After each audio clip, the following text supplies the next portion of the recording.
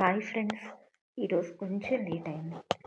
Welcome to my channel Priyatarangalu audio stories in Telugu. ఈ channel మీకు నచ్చితే లైక్ చేసి సబ్స్క్రైబ్ చేయండి. సబ్స్క్రైబ్ మాత్రం చేయట్లేదు ఫ్రెండ్స్, మర్చిపోకుండా చేయండి. ప్రమదలేఖనం సీజన్ 2. అంటే మీరు ఎందుకు బాధపడుతున్నారు? ఇవన్నీ చూసి కదూ. వీటిని చూసి మీరు బాధపడకూడదు. మీ అబ్బాయి ఎటు వెళ్లకుండా ఇక్కడే ట్రీట్మెంట్ అంతా ఏర్పాటు చేసేసాను అంతే. ఎంత తొందరగా వీలైతే అంత తొందరగా మీ అబ్బాయిని ఆరోగ్యంగా మీ చేతికి అప్పగిస్తాను. నిజంగానా? నిజంగా నిజం. ఆ మాటలు వినే మిత్ర మనసు కొంత శాంతిస్తుంది. విషిత్ తల్లితో అంత చక్కగా మాట్లాడి నేర్పుగా ఆమెను నార్మల్ చేయడం చూసి అమన్ పెదవులపై చిరునవ్వు వచ్చి చేరుతుంది. ఇంతలో అమ్మా అన్న అరుపు వినిపిస్తుంది. అందరూ ఉలిక్కిపడి గుమ్మం వైపు తిరుగుతారు. సగం విప్పుకున్న జడతో దివ్యను పట్టుకుని నిలబడి కోపంగా చూస్తూ ఉంటుంది దివి. ఏమైంది? ఎందుకలా అరుస్తున్నావు? అంటూ అడుగుతుంది మిత్ర ఆశ్చర్యంగా. ఇంతకుముందు ఎంత చక్కగా జడ వేసేదానివి, అన్నయ్య వచ్చిన దగ్గర నుండి నన్ను అసలు పట్టించుకుంటున్నావా? ఎప్పుడు చూడు అన్నయ్య దగ్గరే ఉంటున్నావు. నా జోలికి రావట్లేదు, నన్ను పట్టించుకోవడం లేదు. చూడు, నువ్వు పట్టించుకోక నా హెయిర్ ఎలా పాడైపోయిందో. ఎంతైనా నీకు అన్నయ్య అంటేనే ప్రేమ, నేనంటే ప్రేమ లేదు అంటూ రాణి కన్నీళ్లు తుడుస్తూ రాగాలు తీస్తుంది దివి. దివి అల్లరి అందరికీ తెలిసిందే కనుక అప్పటిదాకా మనసులో ఉన్న దిగిలిపోయి చిన్నగా నవ్వుతారు అందరూ. ఏ వేషాలేకు పద అంటుంది మిత్ర ఉరిమి చూస్తూ. నీకు అన్నయ్య అంటేనే ప్రేమ, నేను నీకు పుట్టనే లేదు. నన్ను ఎక్కడి నుండి తెచ్చి పెంచుకుంటున్నావు, అందుకే నన్ను పట్టించుకోవడం లేదు వా అంటూ రాగాలు మొదలు పెడుతుంది దివి. చూసి రాక్షసి ఆగవే అంటూ మిత్ర లెగవగానే దివి బయటికి పరిగెడుతుంది నవ్వుతూ. మిత్ర కూడా దివి వెనక్కి పరిగెడుతుంది ఆగవే అంటూ. ఈ గోలంతా ఎప్పుడూ ఉండేదే కావడంతో రవీంద్ర వాళ్ళు నవ్వుకుంటూ వెళ్ళిపోతారు.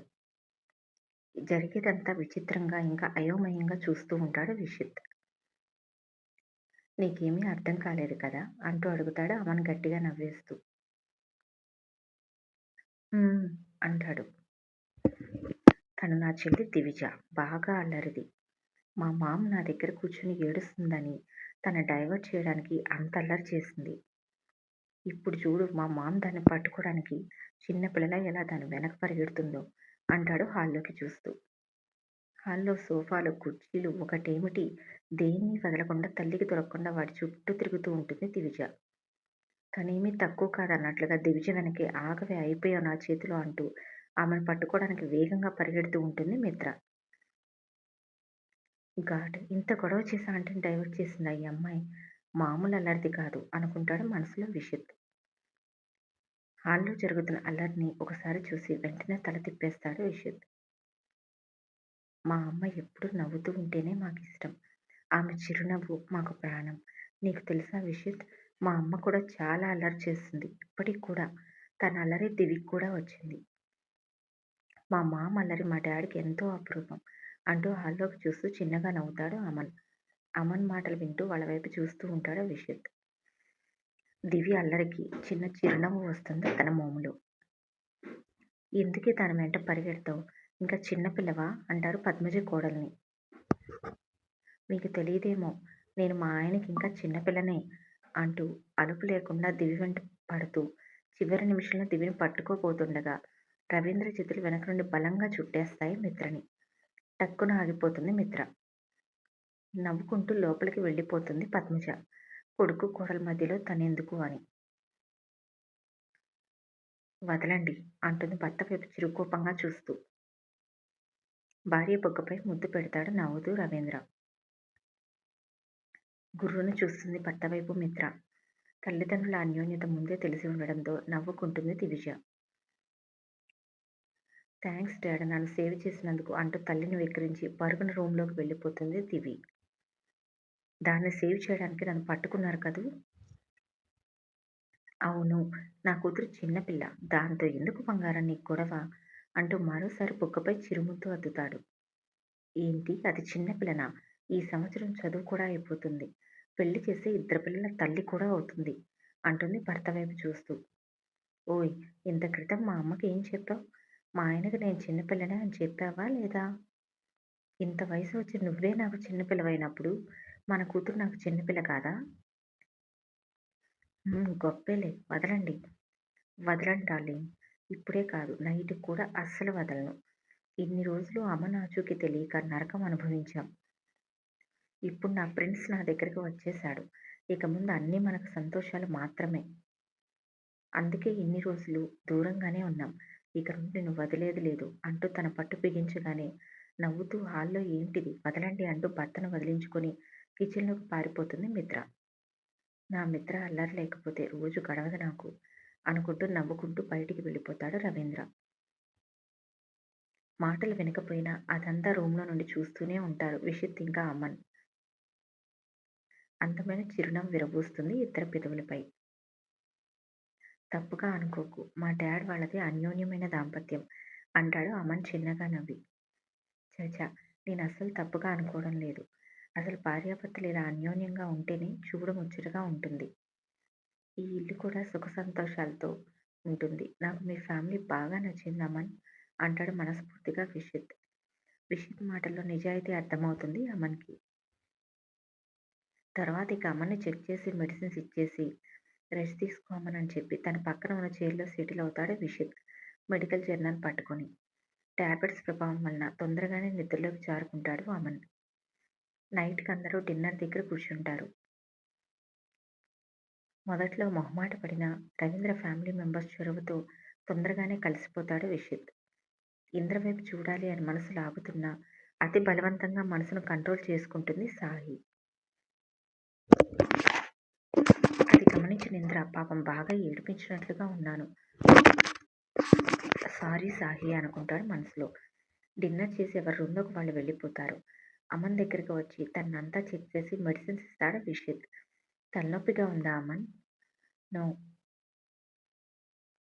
గుడ్ అంటూ మెడిసిన్స్ చెక్ చేసిన విషిత్ వైపు చూస్తూ విషి అంటూ పిలుస్తాడు అమన్.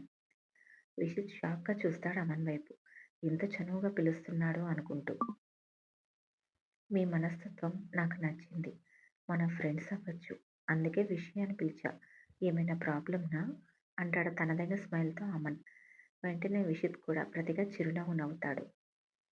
నాకేమీ అభ్యంతరం లేదు. ఇన్‌ఫాక్ట్ మీ చనువు నాకు నచ్చింది. వి ఆర్ ఫ్రెండ్స్ అంటాడు చిన్న స్మైల్‌తో. ఇద్దరూ కొద్దిసేపు మాట్లాడుకొని పడుకుండిపోతారు. తనకు సెపరేట్ బెడ్‌రూమ్ ఇచ్చినా కూడా ఓన్లీ ఫ్రెష్ అవ్వడానికి మాత్రమే ఆ రూమ్ వాడుతున్నాడు. పేషెంట్ కోసం వచ్చినప్పుడు అతని దగ్గరే ఉండాలి. అతను జాగ్రత్తగా చూసుకోవాలి అనే మనస్తత్వం విషిత్. అందుకని వచ్చిన రోజునే అమన్ బెడ్ పక్కన మరో సింగిల్ బెడ్ వేయిస్తాడు విషిత్. అక్కడే అందరి మనసుల్లో ఒక స్థిరమైన స్థానం ఏర్పరచుకున్నాడు విషిత్ తన మంచితనంతో. లాన్‌లో కూర్చొని ఆలోచిస్తూ ఉంటాడు కరణ్. భుజం మీద చేయి పట్టంతో తల తిప్పి చూస్తాడు. ఏంటి నా కొడుకు అంత దీర్ఘంగా ఆలోచిస్తున్నాడు అంటూ కరణ్ పక్కన కూర్చుంటాడు హేమంత్. డాడ్ మీరేంటి ఇలా వచ్చారు? నిన్ను చూసే వచ్చాను కానీ నువ్వేంటి అంతలా ఆలోచిస్తున్నావు? అది అది ఏం లేదు అంటాడు మౌనంగా. నా బిడ్డలకి ఏదైనా నాతో చెప్పుకునే ఫ్రీడమ్ ఇచ్చాననే అనుకుంటున్నాను నేను అంటూ కొడుకు భుజం మీద చేయి వేస్తాడు కరణ్ కళ్ళల్లోకి చూస్తూ. ఒక క్షణం మౌనంగా ఉండి తండ్రి వైపు తిరుగుతాడు. మన సాహి ఇంద్రని ప్రేమిస్తుంది డాడ్. ఆశ్చర్యంగా చూస్తాడు హేమంత్ ఈ విషయం తనకు తెలియకపోవడంతో. ఏం మాట్లాడుతున్నావురా? అవును డాడ్ అంటూ ఇప్పటి వరకు వాళ్ళిద్దరి మధ్య జరిగిన విషయాలన్నీ చెప్తాడు కరణ్. అంతా విని బాధగా మారిపోతుంది హేమంత్ వదనం. నా చిట్టి తల్లి ఇంద్రకు నచ్చలేదా? "హ్మ్. ఎందుకురా? ఏమో డాడ్ కానీ బావంటే సాహికి పిచ్చి. వాడు వద్దు అన్న దగ్గర నుండి సైలెంట్‌గా మారిపోయింది సాహి. అప్పుడు అర్థమవుతుంది కొంతకాలంగా సాహి ఎందుకు డల్‌గా ఉంటుంది అని.